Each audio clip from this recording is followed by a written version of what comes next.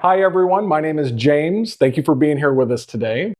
Welcome to Magnetic Minds Academy. I'm here with Lonnie. Lonnie, thank you for being with us. Thank you for having me. Yeah, appreciate it. We're going to be taking a look at Lonnie's left shoulder. We've already gone through the screening process, and we're going to have Lonnie change before we get on the table. Lonnie, what's going on with your left shoulder? I recently just started back boxing because, it's just a passion of mine. And I end up throwing it a certain way and it tweaked it a little bit. And so like that right there, I can feel that. Actually, a couple of days ago, I literally couldn't even do this. So it is getting better. Oh, good. Okay. But I need to figure out what's going on. Yeah, absolutely. That was going to be my first question, actually, was are you able to abduct your arm up? Yeah, I could. Yesterday, about midday, I just started being able to do this, and that was like probably about right here. Gotcha. So this is big improvement right here. I'm glad to hear that. Yeah, now that would tell us that there's something going on with your supraspinatus if you had issue raising your arm up. But yeah, no, we'll be able to take a look.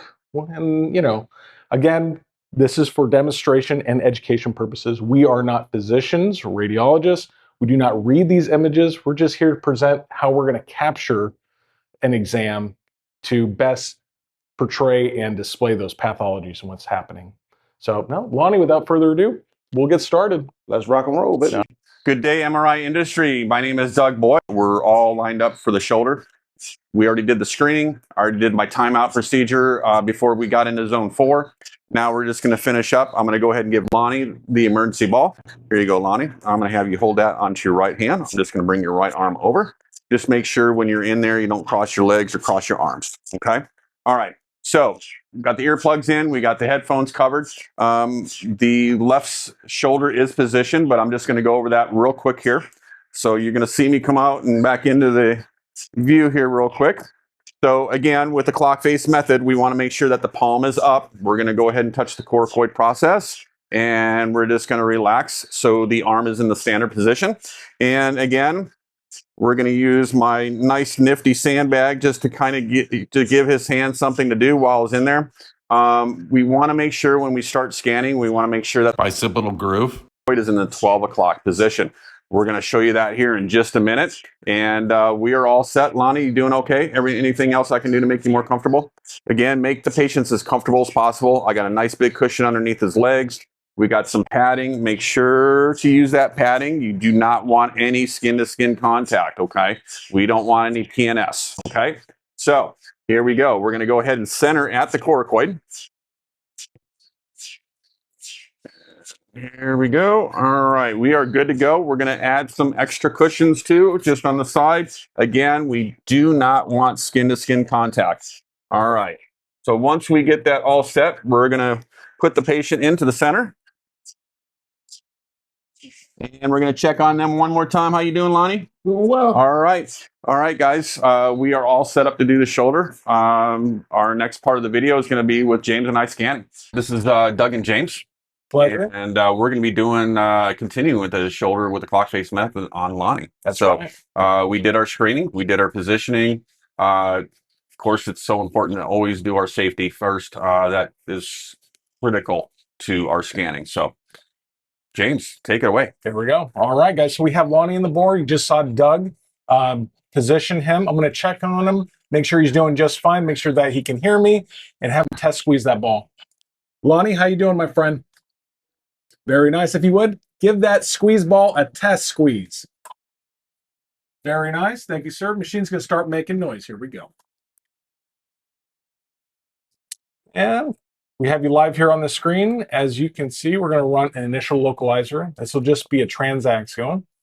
And from there, then we're going to run an angled 3-plane loc. And this is preferred. We'll be able to get to our desired planes more easily.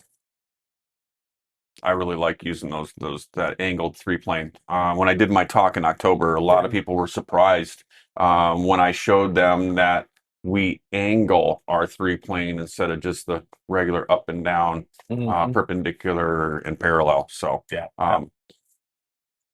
absolutely. Well, and if you don't, you end up with these sagittal, coronal sagittals, and it just coronals. Yeah, exactly.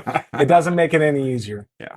So I'm just gonna look here at the glenoid, just kind of window level, and just kind of just roughly go perpendicular to that. Here on the coronal, I can make out the AC joint. I'm just gonna make sure we have coverage going up to that point.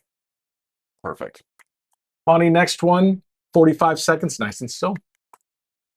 And again, if you have to do another localizer, then do it. Yeah. It No. takes 20 seconds, 20, 30 seconds. Just get it done. No. Don't ever take anything away from patient care. Patient earned it by being in the scanner. Us as professionals, we need to do everything we can to make sure we get the best scan possible. Absolutely. Our coil decided not to turn on. I'm just going to rerun that real quick. And this is great for you guys all. You know, when we're doing these scans, James and I are doing this live. This is not pre-recorded. We're not doing this. We don't have any scripts that we're reading off of. So there's going to be mistakes that, you know, as all of us do. Nothing's ever perfect, except for the safety part. But, you know, you're going to see us do things time over time. And that's just the life of an MRI tech. Yeah. The nice thing too is we'll have the opportunity to on the fly do some image quality. Yeah. And so, and just like when you're building protocols, you know, you are refining the sequence as you're going along. Right. You know, you're lucky to have a sequence that works perfectly out of the box. And so a lot of being a good MRI technologist is recognizing what you can adjust to make help improve the image quality. Positioning is so important. Oh my God. Guys, if you lack and don't take the time to position, you're going to have a rough MRI. Like you got about 20 minutes of live time to scan a patient before they start getting antsy and start moving. Yeah, this is beautiful. Even off of the prior loc, I was able to angle perpendicular to the those look great. Yeah. And I'm just going to straighten out with the belly of the supraspinatus right here. There we go.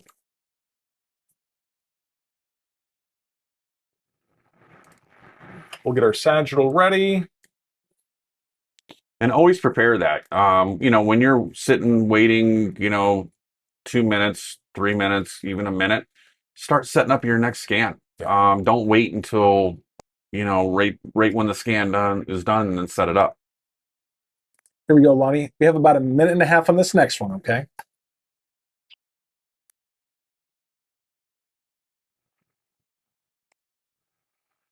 Here, Doug and I, we're following the clock face method. Here in a bit, I'll put up a graphic right now, and you can see exactly what points I'm kind of roughly going with. But I can see the tendon, the supraspinatus right here, and I can see where that glenoid kind of tapers to a V right down here, and I know that's more or less going to be 12 o'clock. And we'll have a better image of it here shortly. I'm getting past the humeral head right here, not to the outside of the deltoid. We are going to capture the majority of the anterior deltoid in case we see some signal there. Yeah, because he was talking about pain, having part of his pain on that anterior deltoid area. So that's the other thing. If you see some pathology that extends over what you're scanning, always have that communication with the radiologist to see if you need to add some more slices. The question is what happens if I'm by myself? It's not a bad idea just to add a couple extra slices. No, not at all. You don't want to stop in the middle of pathology. That's just my opinion. As of being a tech for 30 plus years, yeah. If I saw something, I would always add a couple extra slices. I never got ridiculed by it, but you know, some places, you know, check with your radiologist. So, I mean, that's a great question to have. You know, hey, if I see something, can I add a couple slices? Is that going to deter anything? You know, sure. But I believe it's great patient care. Oh no, absolutely. And again, they're on the table. We're here to do right by them. And a couple slices is not going to kill you. Right. Here we go. I can see the supraspinatus there. Came up nicely. Oh boy. Yeah, I already see some signal there. Oh yeah. Oh. And again, as Lonnie being a boxer, this just happened. So the pathology is going to look a little bit worse than actually it is just because of the extra fluid. But again, you know, James and I aren't radiologists. You know, when we see something, we want to make sure we get all that information for the radiologist. Here, I'm just angling this parallel with the glenoid, with these 2 points.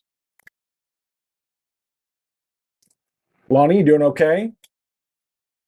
This next one's about 2.5 minutes. Here we go. It's so good to communicate with the patient. Sometimes, you get these patients that are really antsy, claustrophobic, whatever. If you talk to them and you build that trust factor, you're going to get through that scan and have a successful scan. Oh, yeah. So, well, this is probably the number one complaint I've heard from patients is just the lack of communication. Yeah, I agree. Absolutely agree. But he does have quite a, there's a lot of signal. There is if we hit continue, on the infraspinatus, right here, there's a surprising amount of signal. I know. I thought it would be the opposite. I thought it'd be the supra, but yeah, no, absolutely. Look at all that. To be honest, James, in as many shoulders that I have scanned, and this is what I love about MRI. Yeah. I have not seen signal like that coming off the infra and the inframuscle like that. No. Do you ever remember seeing anything like this? If anything, it's typically anterior or the supra. Yes. Or the supraspinatus, not the infra. Yeah, you guys can see the signal right here. This is the beauty of MR. I learn something every day, or see something that I have never seen every day. It's amazing.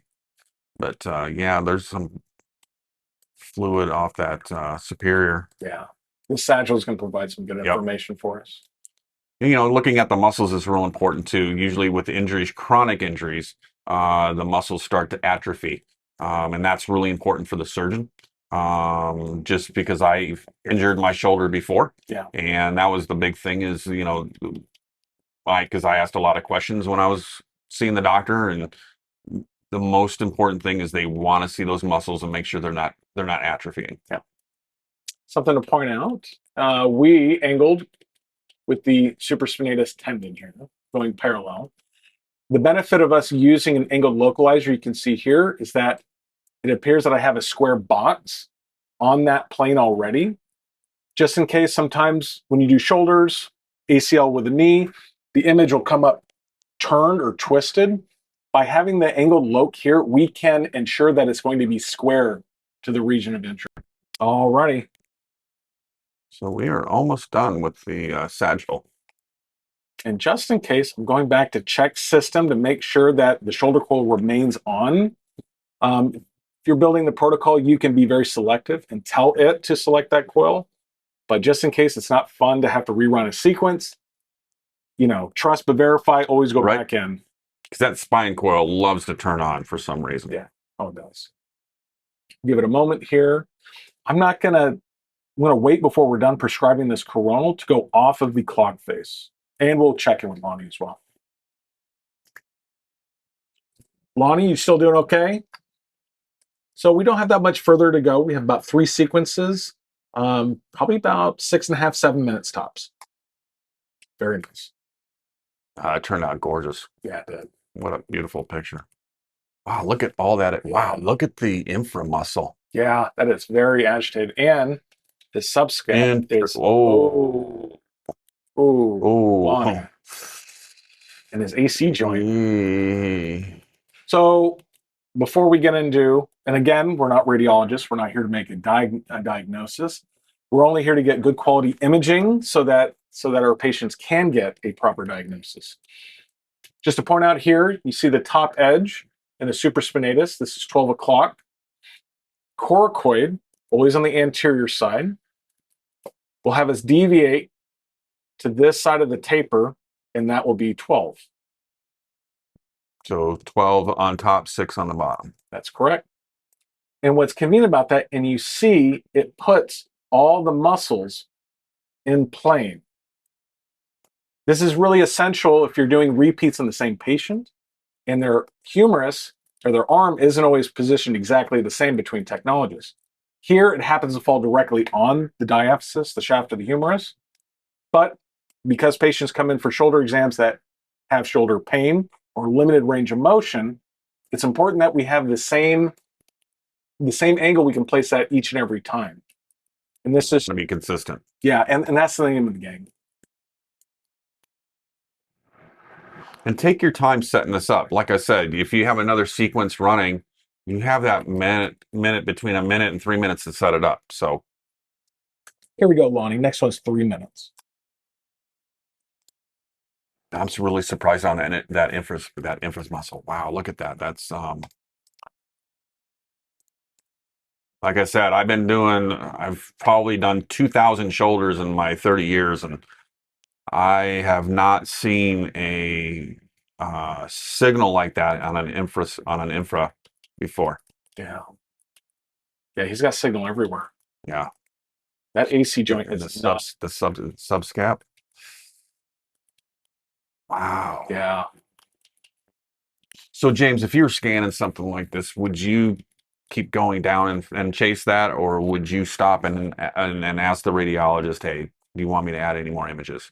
I think it's, if you're careful with your notes, you can say, if you have to and you have time, and again, the patient is here so we can help get them that proper diagnosis, I would be inclined to add an additional sequence and then put in the notes, per suspected pathology, this sequence was ran. Okay, like it. Yeah, again, you know, at your facility, you guys understand what is allowed, what's not. But I personally feel that we owe it to the patient that's on the table. I completely agree, and I know, and I've heard both stories back and forth on this. Is okay. Well, if I do that, then I'm going to have to bill for another study. Well, I get that, and some places are that you do have to bill for another study. But again, if at all possible, run an extra sequence or add a few more slices. Add a few more slices. Yeah.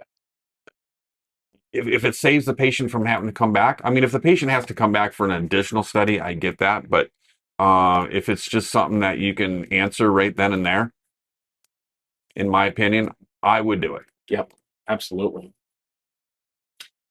Here I'm gonna show a little trick here with the e-software. I'm gonna copy center slice. Because we already know exactly where 12 and 6 are located, to get an axial, it's just going to be perpendicular to that. It's going to be 9 and 3.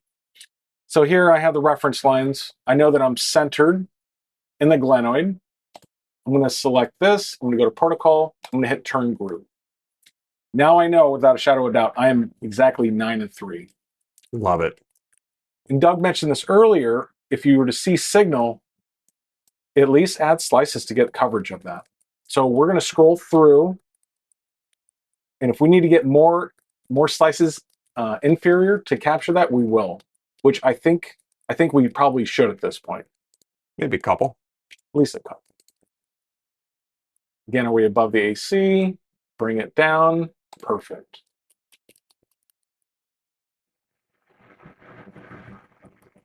We are good to go. Oh, wow, look at those images. Nice. Yeah. I'm going to angle this, try to capture the supraspinatus. We have a little bit of motion artifact here. Lonnie is probably in slight discomfort, even though he's not going to tell us. Right. Yeah. Let's check in on him. Lonnie, you doing okay? Is your shoulder hurting a little bit? With breathing motion, try to keep your breath very calm and steady, okay? Just like really relax, kind of like belly breathing. Here we go. I like that. I like that belly breathing. Yeah, he's moving a little bit. Yeah. That's okay. Might fall asleep. Well, and again, we have a volunteer here, so we'll see what we can get him. Look at that AC. Wow. Yeah, AC's very angry.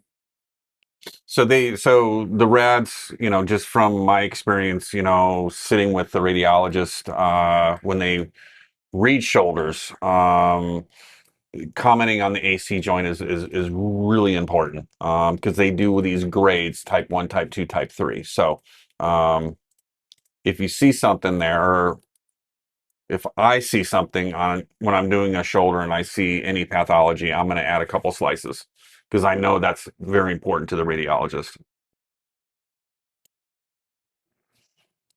That looks great. It does. Again, trust but verify. Shoulder coil is on.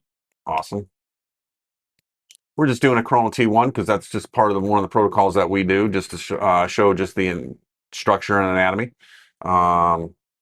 But the real picture is the one that we're setting up right now, which is the axial. Correct.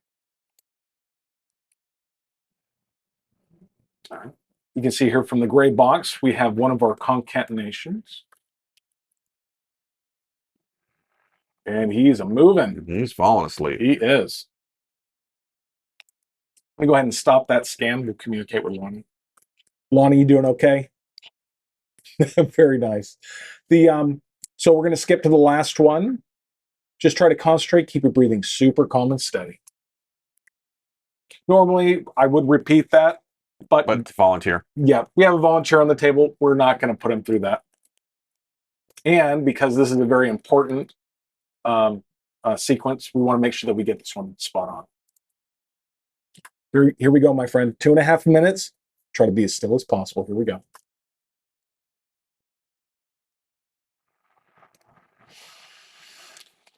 With clock face, it's like a puzzle. We're putting these pieces to fit exactly like you would if you're doing a puzzle. So that's how I look at it. Making sure that, number one, you first get with your localizers and your angle localizer, and then you start off with your sagittal, right? Then your coronal, and then your axial. I know it's backwards on the standard that's out there, because you would start off with an axial, coronal, and sagittal. Yep. So not with clock face. Axial is the most important picture. Yeah, so. It is. Oh no, absolutely. Just want to note here that the bicipital groove is exactly where it should be. We hit it right on the money, didn't we, at the 12 o'clock? Yeah, we did. No, that's exactly what you want from that arm rotation. If Doug had positioned the shoulder too laterally, this bicipital groove would be out here at 1, 2, or even 3 o'clock for somebody that's hyperflexible. Yep. So, and if that would have been the case, we would have stopped. We would have gone back in. We would have repositioned. Yep, repositioned that arm. I've seen, what was that one? So James and I did a volunteer a while back where the bicipital groove was almost at 4 o'clock. Yeah, it was amazing. Oh, it was. But look at that bicep. We nailed it right there at 12 o'clock. Oh, that's perfect. There we go. We got our finished image here. We're above the AC joint.